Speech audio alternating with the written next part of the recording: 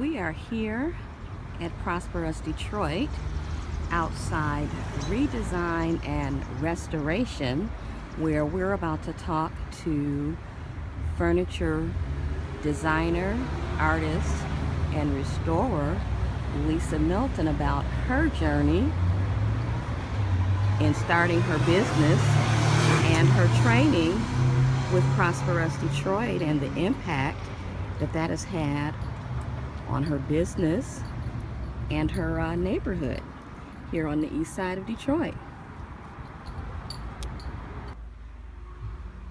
Okay, you can start whenever you're ready. All right. Hello, everybody. Prosperous Detroit Network. How are you? My name is Kimberly Faison, of course, with Prosperous Detroit, and I'm with one of our graduates, Lisa Milton of Redesign and Restoration. How are you today? Great. How are you? Doing very well. Great. So really, this is just an opportunity to introduce yourself and your business to our network and just kind of highlight what you've been up to. So do you mind sharing with us a little bit about your background and how you came into entrepreneurship? Sure. I actually was a stay-at-home mom for 13 years, and we experienced some job loss in our family, and I decided to start my own business. So stay-at-home moms, their children are very spoiled, and so they still expected me to be at home. And so I wanted to kind of create an opportunity where I could do what I wanted to do and what I thought at the time, make my own hours, and follow my dream, which I love, interior design. And because I didn't have any formal training, I felt like I wanted to create an opportunity for myself and build something on my own. Very nice. And what was your journey like? Was it easy breezy? You jump into it, there's no problems, you sleep easy at night? What was that like? Well, I started off by painting things at home and putting them on Craigslist. And so people would come to the house and purchase things that they saw online. And after a while, as my customer base started to pick up, I started realizing that I needed, somewhere that wasn't home, because of the kids and, just not having strangers come to the home all the time. And we rented a little space in our neighborhood, and that was our first little storefront. Nice. And no, it hasn't been easy. This is all encompassing. We've never borrowed for the business, and so thanks to the support of my husband, we've made everything kind of happen on our own. That's So amazing. yeah. That's amazing. So what drew you to the class then? Felicia Clark is a friend of mine, and she told me about the program, and because my husband was also starting his own business, I thought this would be a great thing for us to do together, and I really never expected it to be as thorough as it was. Nice. Yeah. Nice. And what was it like having Laura as a trainer? Laura is, I consider her my friend. Laura's one of those people that she comes into your life and you know it. She gave me a lot of information. She treated me with the utmost respect. Still to this day, when I'm gonna make a decision to do something, I'll give her a call and I'll ask her what she thinks, and just kind of bounce it off of her to see. But she made me really look at what I was doing in my business, and she told me that I needed to be honest with myself about, what I was putting into it based on what I was getting back from it. And I thought that kind of is what a friend does. They tell you the truth. Wow. So that was really That's amazing. great. That's amazing. And just kind of reflecting on now you're in this brick and mortar establishment, you're in the neighborhood. What is that like?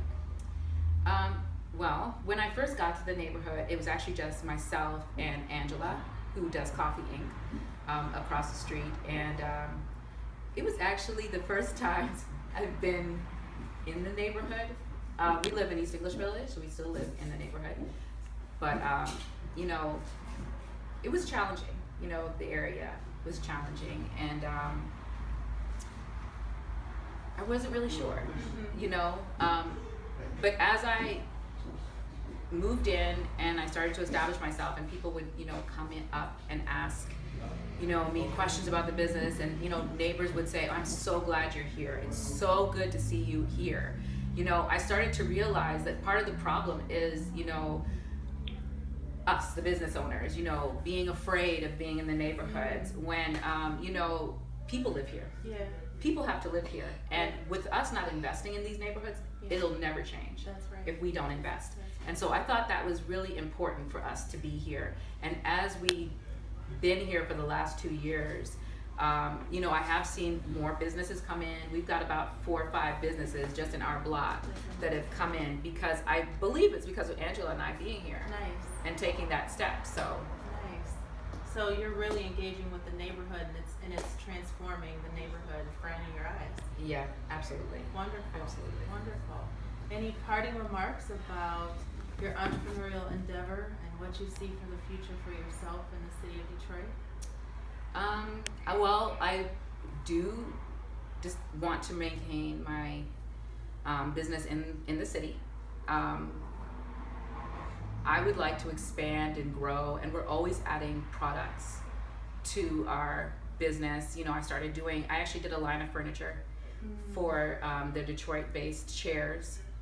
And, you know, I did Joe Louis, Diana Ross, Rosa Parks. I did one called The Neighborhoods, which is, you know, kind of speaking to, you know, how maybe the people who reside in the neighborhoods feel about the changes that are going on in Detroit, and if they're a part of those changes. Right. You know, are they in the calculation? And so, you know, I love being in Detroit because it makes you aware. It's not like a little cushy environment where, you know, you're just kind of like, oh, I'm in my shop selling goods all the time.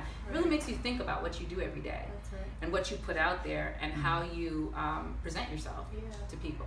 And impact lives, right? Impact lives, absolutely. I mean, kids walk by here. You know, one of my things that I've said over and over again that, you know, people don't think about is, you know, kids that live in this area and have to walk by these abandoned houses every day.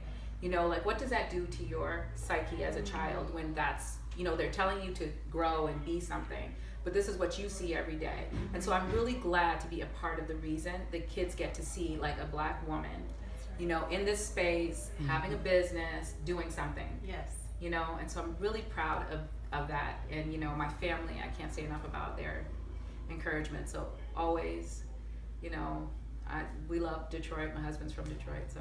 That's amazing. Yeah. Lisa Milton, Redesign and Restoration. Thank you so much, Prosper Us Detroit. Ground behind it as far as the neighborhood goes. Mm-hmm. And so, you know, all of them, this is our Easter market. Do you mind if we turn them around? Not at all. No, that's exactly what As we much want. time as you have to give, Yeah. Oh, I have lots of Yeah, time. just move my jug we'd be candy. happy to Thank you. to learn more. Yep, this is our Thank neighborhood you so chair. much, Candy. And the idea behind the neighborhoods chair was, like I said in our post, is, you know, I was sitting across from it and I was thinking, you know, because I actually Googled this, you know, Detroit neighborhood, and this picture came up, and I know it was a fruit rack, and somebody was saying help yourself to the fruit. But I almost kept thinking to myself, it's like a lot of what's going on in the city right now is people are really feeling like, are we being helped? Is the neighborhoods being helped, or is it just Midtown and downtown? Yes. You know, and I thought, you know, when I saw that, I thought, help yourself. It's like, you know, that could be anything to anybody, you know, and so many things to, like, you know, maybe a suburban person as opposed to somebody that lives in the neighborhood. So, you know, I thought it was an important piece for us to have in the collection, and we're expanding the collection all the time. So this is our Eastern market chair. And it's burlap and flowers and fruit, vegetables, and we got some succulents in there. Oh, beautiful. Ken, you're gonna have to turn Rosa. I can't do it. And that's our Joe, which is my favorite. I love Joe Louis. And I kind of feel like Joe encompasses Detroit. You know, he is strong, you know, he's out there, but he also didn't get the type of notoriety that he should have and the respect all the time he should have here. And I wanted to add him for sure to the collection, and he's from Detroit. Nice. Can you turn that big? It's okay if you don't want to. And that's a real bus seat. Wow. And that's Rosa. And I know That's she's important to beautiful. Detroit and her being a resident in That is Detroit. It beautiful. really is. That is. That's amazing. And this is our Diana Ross chair. Nice. It's our Motown chair, really. But Yeah. Great photo.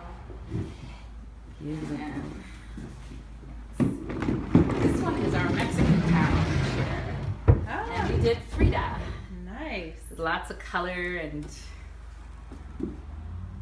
And what made you think of doing chairs in collections?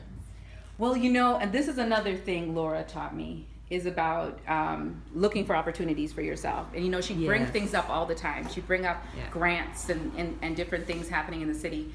And